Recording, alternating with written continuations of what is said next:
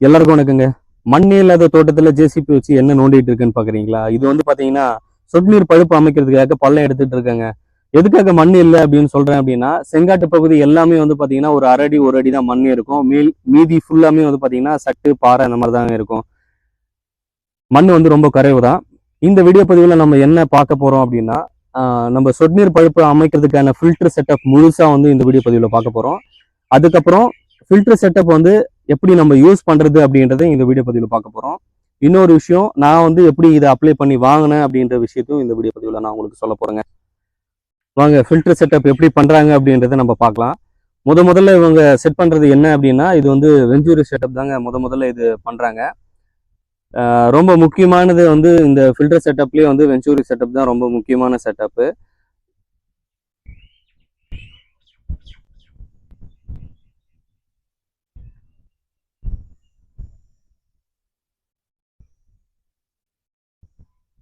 நீங்க இந்த வீடியோ பதிவை முழுசா பார்த்துக்கிட்டே வந்தீங்க அப்படின்னா நீங்களே வந்து ஈஸியா வந்து இந்த ஃபில்டரை வந்து செட் பண்ணிடலாங்க.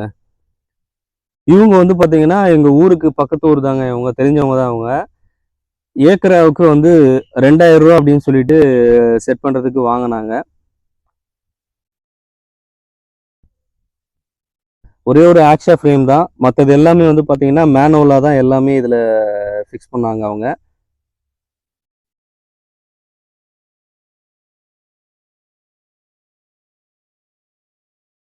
நிறைய சொட்டு நீர் பழுப்பு அமைச்ச எக்ஸ்பீரியன்ஸ் இவங்களுக்கு இருந்ததுன்றதுனால இவங்க வந்து இதை ஈஸியாகவே வந்து ஃபிட் பண்ணிட்டாங்க. நமக்கு பார்க்கறதுக்கு வந்து பார்த்தீங்கன்னா கொஞ்சம் கஷ்டமாக இருந்தாலும் அவங்களுக்கு வந்து இந்த வேலையை செஞ்சு அதிகமாக ப்ராக்டிஸ் ஆனதுனால ஈஸியாக வந்து பார்த்தீங்கன்னா இந்த வேலையை செஞ்சாங்க அவங்க. எனக்கே வந்து பார்த்தீங்கன்னா இவ்வளோ ஃப்ரீயாக ஈஸியாக பண்ணுறாங்களே ரிலாக்ஸாக அப்படின்னு சொல்லிட்டு எனக்கே வந்து ரொம்ப ஆச்சரியமாக இருந்தது. ஏன்னா எல்லாமே அவங்களோட எக்ஸ்பீரியன்ஸ் தான் காரணம் அதுக்கு. இவங்க ஃபிட் பண்ணுறதுக்கு பெரும்பாலும் பயன்படுத்தின விஷயம் என்ன அப்படின்னா, இந்த க்ளூ வச்சு ஃபிட் பண்ணாங்க. இன்னொன்று வந்து பார்த்தீங்கன்னா லீக்கேஜ் ஆகாமல் இருக்கிறதுக்கு வந்து பார்த்தீங்கன்னா எண்டில் வந்து ஸ்க்ரூவோட எண்டில் வந்து டேப்போட எண்டில் நூல் சுற்றி அதுக்கப்புறம் வந்து பார்த்தீங்கன்னா ஃபிக்ஸ் பண்ணாங்க. இது எதனால் அப்படின்னா வாட்டர் லீக்கேஜ் ஆகாமல் இருக்கிறதுக்காக இது மாதிரி பண்ணுறாங்க அப்படின்னு சொல்லியிருந்தாங்க அவங்க எங்கள்கிட்ட. ஆனால் எனக்கு வந்து பார்த்தீங்கன்னா இதில் அவ்வளோவா உடன்பாடு இல்லைன்னு தான் நான் நினைக்கிறேன். ஏன் அப்படின்னா என்னதான் நம்ம இந்த மாதிரி ஃபிட் பண்ணாலுமே வாட்டர் லீக்கேஜ் வரும்னு தான் நினைக்கிறேன். ஏன்னா நம்ம இன்னும் வந்து இதை ரன் பண்ணி பார்க்கல. கடைசியாக வந்து ரன் பண்ணி பார்ப்போம் நம்ம லீக்கேஜ் ஆகுதா இல்லையா அப்படின்னு சொல்லிட்டு. இந்த சீலிங்க்கு வந்து இன்னும் ஒரு விஷயம் பயன்படுத்தியிருந்தா இன்னும் கொஞ்சம் பெட்டராக இருக்கும்னு நினைக்கிறேன். என்ன அப்படின்னா சீலிங் டேப்புன்னு ஒன்று இருக்கும் பாருங்க, அதை நம்ம யூஸ் பண்ணியிருந்தோம் அப்படின்னா வாட்டர் லீக்கேஜ் மேக்சிமம் வந்து இதில் இல்லாமல் போயிருக்குங்க. இந்த நூல் மட்டும் சுற்றி நம்ம வந்து பேக் பண்ணுறதுனால இது வந்து லீக்கேஜ் ஆகாது அப்படின்றத நம்மளால கொஞ்சம் நம்ப முடியல. இதை பார்ப்போம் நம்ம அடுத்த வீடியோ பதிவில் வந்து பார்த்தீங்கன்னா இது எந்த அளவுக்கு ஒர்க் ஆகுது அப்படின்றத நம்ம வீடியோ பதிவில் பார்த்து தெரிஞ்சுக்கலாம். இப்போ வந்து பார்த்தீங்கன்னா ஃபில்டர் செட்டப் எப்படி பண்ணுறது அப்படின்றத நம்ம இந்த வீடியோ பதிவில் உங்களுக்காக காமிச்சிட்டு இருக்கிறேன். நான் இதில் வந்து எப்படி செட்டப் பண்ணுறாங்க அப்படின்னா, முதல்ல வந்து பார்த்தீங்கன்னா கேட் வால்வு, அதுக்கப்புறம் வெஞ்சூரி, அதுக்கப்புறம் வந்து பார்த்தீங்கன்னா ஃபில்ட்ரு. இந்த 3 தாங்க. இதான் வந்து ஸ்டெப்பு. ஃபர்ஸ்ட் ஸ்டெப் வந்து கேட் வால் போடுறாங்க, அதுக்கப்புறம் வெஞ்சூரி ரெடி பண்ணுறாங்க, வெஞ்சூரிக்கு அப்புறம் கடைசியாக வந்து ஃபில்ட்ரு. இதுதான் வந்து ஒரு முக்கியமான விஷயம். சொட்டு நீர் பழுப்பு அமைக்க போகிறோம் அப்படின்னா இந்த விஷயம் வந்து பார்த்தீங்கன்னா ரொம்ப முக்கியமான விஷயம் சொட்டு நீர் பழுப்புக்கு. இதை தெரிஞ்சுக்கிட்டா போதும், ஃபில்ட்ரே தேவையில்லை, நாமளே வந்து நம்ம தோட்டத்துக்கு வந்து சொட்டு நீர் பழுப்பு அமைச்சுக்கலாங்க.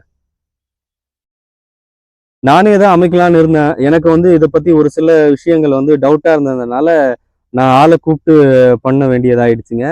ஏன்னா வந்து நம்ம புதுசாக வாங்கியிருக்கிறோம், தெரியாமல் ஏடாகூடமாக ஏதாவது பண்ணி ப்ராப்ளம் ஆகிடக்கூடாதுன்றதுனால ஒழுங்காக ப்ராப்பராக ஃபிட் பண்ணுறவங்க வந்து முதல்ல ஃபிட் பண்ணட்டும், அதுக்கப்புறம் ஏதாவது ப்ராப்ளம் வந்தால் நம்ம வந்து இதை பார்த்துக்கலாம் அப்படின்னு சொல்லிட்டு அவங்கள கூப்பிட்டு வந்து ஃபிட் பண்ணிட்டு இருக்குங்க. இது வந்து ஏக்கராவுக்கு எவ்வளோ ஃபிட் பண்ணுறாங்க அப்படின்னா 2000 ரூபா ஃபிட் பண்ணுறாங்கங்க. 2000 ரூபா அப்படின்னா இது ஃபிட் பண்ணுறது மட்டும் இல்லை, அவங்க டேக் ஆஃப் போட்டு ஓஸையும் வந்து பார்த்தீங்கன்னா இழுத்து விட்டுருவாங்க. அதுக்கு எல்லாம் சேர்த்து தான் வந்து பார்த்தீங்கன்னா ஏக்கராவுக்கு 2000 ரூபாங்க.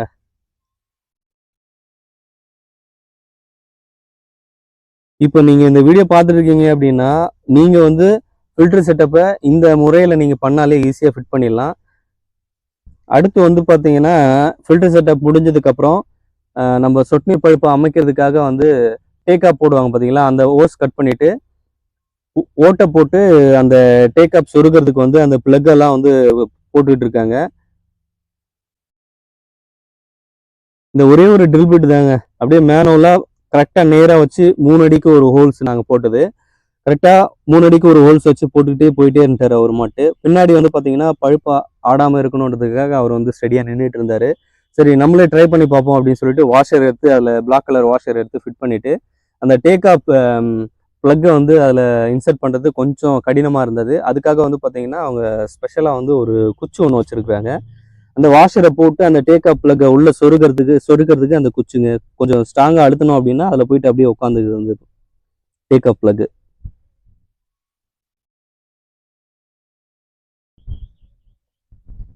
அதுக்கப்புறம் அந்த கட் பண்ணாங்க பார்த்தீங்களா முன்ன மாங்காய் மரத்தாண்டை, அதை வந்து பார்த்தீங்கன்னா இந்த டேக் ஆப் போட்டு ப்ளக்கு போட்டு ரெடி பண்ணி சொருகிட்டாங்க.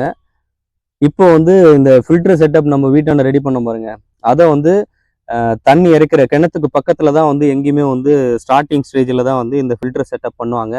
அதுக்காக தான் இப்போ வந்து தயார் பண்ணிக்கிட்டு இருக்காங்க. இந்த இடத்துல வந்து செட் பண்ணுறதுக்காக தான் வந்து இந்த பழுப்பெல்லாம் அறுத்து மெயின் பழுப்பெல்லாம் அறுத்து ரெடி பண்ணிட்டு இருக்கிறாங்க.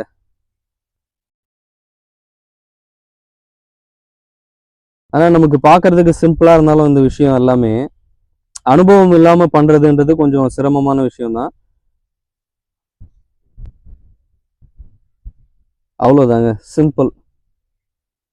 அவங்க வீட்லயே வந்து பார்த்தீங்கன்னா இதை நம்ம வீட்டாண்டே வந்து ரெடி பண்ணி எடுத்துகிட்டு வந்துட்டோம். இது எல்லாமே அந்த ஃபில்டர் செட்டப் எல்லாமே கடைசியாக வந்து அதை மாற்றுறதுக்கு மட்டும் அளவு எவ்வளோன்னு பார்த்துட்டு கட் பண்ணிட்டு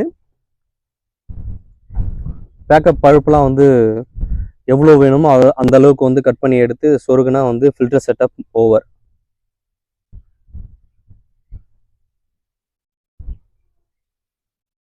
இந்த க்ளூ எல்லாமே வந்து பார்த்தீங்கன்னா இந்த சொட்நீர் பழுப்பு நமக்கு கொடுத்தாங்க பார்த்தீங்களா, அப்ளை பண்ணி வாங்கினோம் பாருங்க, அந்த கம்பெனியே எல்லாமே கொடுத்தது. அந்த சொல்யூஷனு பழுப்பு எல்லாமே மேக்சிமம் அவங்கள்ட்ட இருந்து வந்துடுது.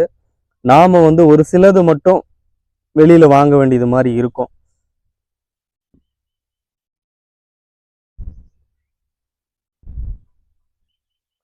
சரிங்க, இதை வந்து நான் எப்படி அப்ளை பண்ணி வாங்கினேன் அப்படின்றத வந்து இப்போ சொல்கிறேன் நான். இங்கே வந்து நம்மளோட ஏரியாவுக்கு வந்து ஒரு டிஸ்ட்ரிபியூட்டர் இருந்தார். இந்த சொட்டுநீர் பழுப்புக்கு வந்து வாங்கி தர டிஸ்ட்ரிபியூட்டர் இருந்தார். அவர் மூலியமா தான் வந்து நாங்கள் வந்து இதை அப்ளை பண்ணியிருந்தோம்.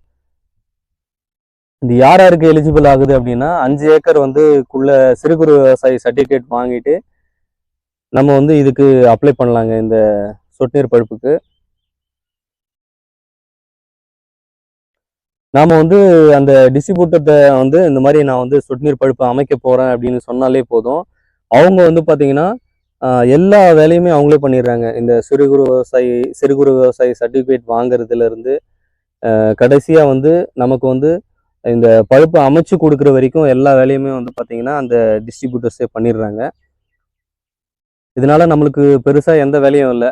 இந்த சொட்டுநீர் பழுப்பு வந்து காசு ஏதாவது கொடுத்து வாங்கணுமா அப்படின்னா எதுவுமே கிடையாது. ஏன்னா வந்து கவர்மெண்ட் வந்து 100% மானியத்தில் வந்து நமக்கு இந்த சொட்டுநீர் பழுப்பு கொடுக்குறாங்கன்ற பட்சத்தில் நம்ம வந்து யாருக்குமே ₹1 கொடுக்கணும், காசு கொடுத்து இதை வாங்கணுன்ற தேவையே கிடையாது. நமக்கு வந்து 100% மானியத்தில் வருதுன்றதுனால எல்லாமே வந்து பார்த்தீங்கன்னா கவர்மெண்ட் வந்து நமக்கு வந்து ஃப்ரீயாக வந்து இதை வாங்கி கொடுக்குறாங்க அந்த கம்பெனிக்கிட்ட இருந்து.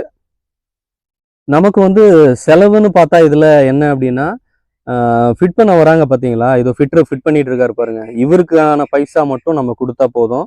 ஏக்கராவுக்கு வந்து பார்த்தீங்கன்னா ₹2000 வாங்குறாங்க எங்களோட ஏரியாவில். உங்களோட ஏரியாவில் எவ்வளோ வாங்குறாங்க அப்படின்னு சொல்லிட்டு கமெண்ட் செக்ஷனில் சொல்லுங்கள். என்னை பொறுத்தளவுக்கு இது கொஞ்சம் ஓவர் தான் நினைக்கிறேன். 1500 பண்ணுறாங்க அப்படின்னு சொல்லி கேள்விப்பட்டேன். ஆனால் வந்து பெரும்பாலும் வந்து நான் விசாரித்த ஃபிட்டர் எல்லாருமே வந்து பார்த்தீங்கன்னா ₹2000 கம்மி வரலைங்க. கடைசியாக வந்து பார்த்தீங்கன்னா ₹2000 தான் நம்மளோட தோட்டத்துக்கு ஃபிட் பண்ணுறதுக்காக இந்த ஃபிட்டருங்கெல்லாம் வந்திருக்கிறாங்க. ஆக மொத்தம் வந்து நம்ம ஃபிட் பண்ணுறதுக்கு மட்டும்தான் நம்ம செலவு பண்ண வேண்டியதாக இருக்கும். மற்றது எல்லாமே வந்து மெட்டீரியல்ல இருந்து பழுப்புல இருந்து எல்லாமே வந்து பார்த்தீங்கன்னா கவர்மெண்ட்டோட 100% மானியத்தில் நமக்கு வந்து சேர்ந்துருங்க. சரி, இன்னைக்கு நம்ம வந்து அப்ளை பண்ணி வாங்கணும்னு நினைக்கிறோம்னா நாளைக்கு ஒரு வாரத்துக்குள்ள கிடைச்சிருமா அப்படின்னா கண்டிப்பாக கிடையாது. இந்த ப்ராசஸ்லாம் முடிஞ்சு கையில் கிடைக்கிறதுக்கு வந்து கிட்டத்தட்ட 1 மாதம் ஆயிடுங்க.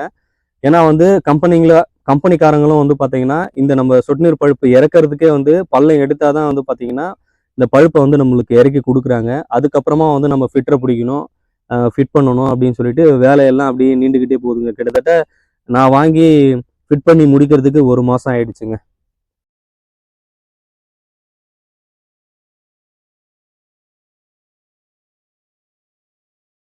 அவ்வளோதாங்க. இவ்வளோ நேரமாக வந்து பார்த்தீங்கன்னா நம்ம இந்த வெயிலில் வந்து இந்த சொட்டு நீர் பழுப்பை வந்து போட்டாச்சு. இதை பற்றி நமக்கு வந்து ஓரளவுக்கு தான் தெரியும். இதை ஃபிட் பண்ண ஃபிட்டர்கிட்ட வந்து பார்த்திங்கன்னா இதை எப்படி பயன்படுத்தணும், இதில் என்னென்ன யூஸ் இருக்குது அப்படின்றத நம்ம ஃபிட்டர்கிட்ட கேட்டு தெரிஞ்சுக்கலாம். குறைஞ்ச தண்ணியில் அதிகமாக வந்து பயிர் வைக்கலாம். இப்போ 1 மணி நேரம் ஓடுதுன்னா ஒரு 2 ஏக்கர் 3 ஏக்கர் பயிர் வச்சுக்கலாம். ஒரு நாளைக்கு வந்து ஆவரேஜாக ஒரு 1 ஹவர் தண்ணி பாசினாலே போதும். குறைஞ்ச தண்ணியில் அதிக மகசூல் எடுக்கிறது தான். உரம் போடுறது, களை எடுக்கிறது, இது எல்லாம் களையை எல்லாமே கண்ட்ரோல் பண்ணுறதுக்கு தான் இந்த ட்ரிப்பு வந்து இரிகேஷனை யூஸ் பண்ணுறது. வாட்டர் மேனேஜ்மெண்ட் ரொம்ப ஈஸியாக பண்ணலாம். வாட்டர் மேனேஜ்மெண்ட் மேக்ஸிமம் அதுக்கு தான். வாட்டர் மேனேஜ்மெண்ட்டுக்கு தான் இந்த சொட்டு நீர் ட்ரிப் இரிகேஷனு. வந்து நிலத்துல வந்து பார்த்தீங்கன்னா உங்களுக்கு களை அவ்வளோவா வராது. களை வந்து உங்களுக்கு கண்ட்ரோல் ஆகும். அதே மாதிரி பார்த்தீங்கன்னா நீங்கள் வந்து கொடுக்குற தண்ணி வந்து பயிருடைய வேர்லேயே போய் பாடும். வேர்லேயே படுறதுனால வந்து உங்களுக்கு எந்த ஒரு இதுவும் இல்லாத, நீர் வேஸ்டேஜ் ஆகாம கரெக்டா வேருக்கு போய் சேரும். நீங்க கொடுக்குற வந்து ஃபெர்டிலைசர் கூட உரம் ஆர்கானிக் உரமா இருந்தாலும் சரிதான், இல்லை வந்து செயற்கை உரமா இருந்தாலும் சரிதான், ஸ்ட்ரைட்டா உள்ள கரெக்டா போய் வேர்ல போயிடுவோம். நம்ம இதுலயே கொடுத்தலாம் வந்து தேவையில்லாத இடத்துக்குலாம் போகாது. அதே மாதிரி வந்து உங்களுக்கு உரத்தோடைய அளவு வந்து நீங்க இதுக்கு இந்த கழனி ஃபுல்லா 1 ஏக்கர் போடணும்னா 5 மூட்டை போடுவீங்க. இதுல வந்து ஒரு ஒரு 10 கிலோ அந்த ரேஞ்ச் விட்டா போதும். 10 கிலோ ரேஞ்சில் விட்டா இப்போ நம்ம நார்மலா தெளிக்கிறதுக்கும் இதுல போடுறதுக்கும் ரொம்ப கம்மி. உரத்தோடைய செலவு எல்லாமே ஈஸி தான். ஓகேங்களா? எல்லாமே உங்களுக்கு இது வந்து என்ன சொல்றது, மேன் பவரை கண்ட்ரோல் பண்ண வரதுக்கு தான். மேன் பவர் ஒர்க்கை கொஞ்சம் ரெடியூஸ் பண்ணுது. எதுக்கு நான் பயன்படுத்தலாம் ட்ரிப்பு வந்து எல்லா நெல்லை தவிர மீதி எல்லா பயிருக்குமே யூஸ் பண்ணலாம். நெல்லுக்கு பண்ணுறாங்க, நட்டாஃபிம்ன்ற கம்பெனியில் வந்து நெல்லுக்கு பண்ணுறாங்க. மற்ற இது எப்படி தெரில, நட்டாஃபிம்ன்ற கம்பெனியில் நெல்லுக்கும் பண்ணுறாங்க. எல்லா பயிருமே யூஸ் பண்ணலாம்.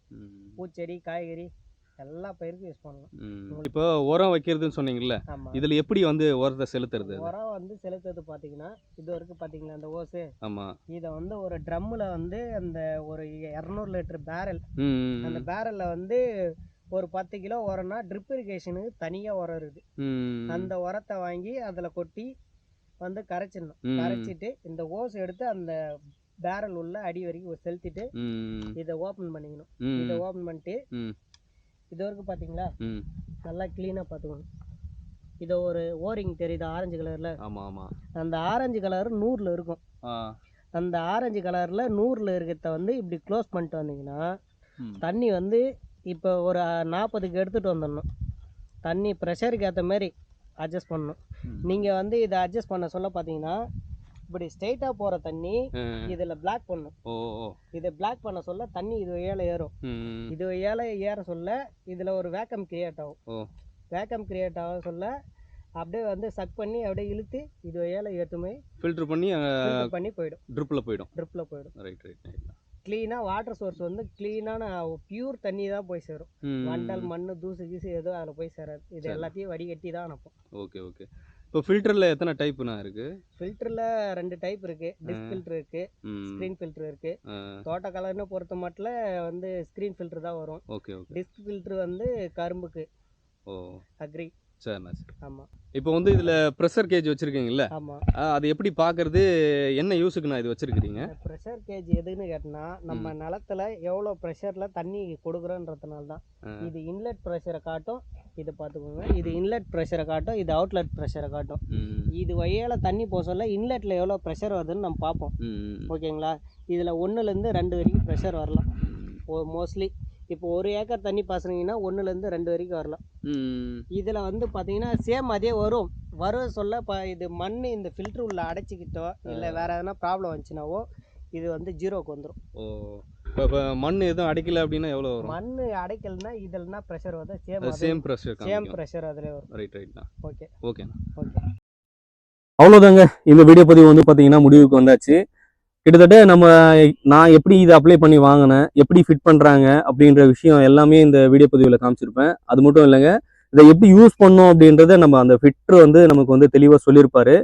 அடுத்த வீடியோ பதிவில் நம்ம என்ன பார்க்க போறோம் அப்படின்னா, இதை வந்து நம்ம பிசிக்கலா செக் பண்ணி பார்ப்போம். எந்த அளவுக்கு இது ஒர்க் ஆகுது அப்படின்றத நம்ம அடுத்த வீடியோ பதிவில் பார்ப்போங்க. இன்னும் வந்து நம்ம டேக் ஆஃப்ல ஒயர்லாம் சொருகாம இருக்கிறோம், போட்டு பயிர் வச்சு நம்ம எந்த அளவுக்கு இது ஒர்க் ஆகுது அப்படின்றத அடுத்த வீடியோ பதிவில் பார்ப்போங்க. ஒரு வழியா நம்மளோட தோட்டத்துக்கு சொட்டு நீர் பழுப்பு அமைச்சாச்சுங்க. இது என்னோட ரொம்ப நாள் கனவு நிறைவேறிச்சுங்க. மீண்டும் சந்திப்போம். நன்றி, வணக்கம்.